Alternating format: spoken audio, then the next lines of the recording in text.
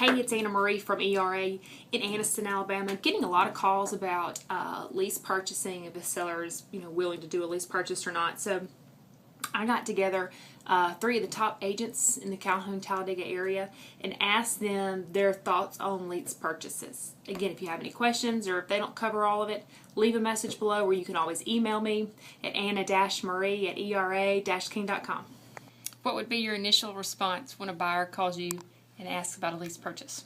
Well, the first thing I'm going to ask is why, because that's going to be the first thing that the seller asks me. It could be geared towards, are you thinking you have credit issues and that's the reason you can't purchase now? Down payment money? Or you have uncertainty about your job? Not sure how long you're going to be here? We've got to define the why. I've got to know why you are wanting to do a lease purchase rather than a straight purchase in order for me to better help you.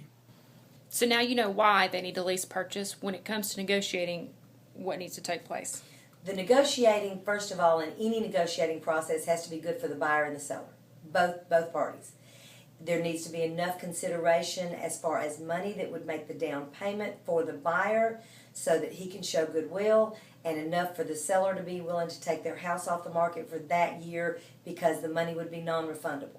And then he would still be getting the monthly payments as showing the buyer that they're making their payments on time and showing the seller that none of that monthly payment goes towards the purchase price. So actually they would be receiving 12 months of payment, which is an increase of the sales price that they would be getting.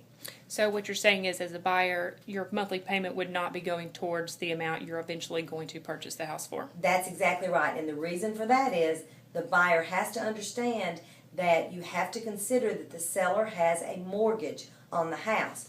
And mortgages are very heavy for interest on the front part of that loan. So if you're paying $1,000 a month and giving that to the seller is actually having most of that going towards his interest payment. So he could not give you the full $1,000 a month off, because then it would be upside down at the end of the 12-month term. What's the difference between a lease purchase and a lease with option? A lease with the option means that they have the right to purchase. They're not committing themselves to purchase. So I always say it's nothing but a glorified lease, because they may or they may not. And if they do not, then they are still in compliance with their agreement, because they have already said up front they don't have to buy it.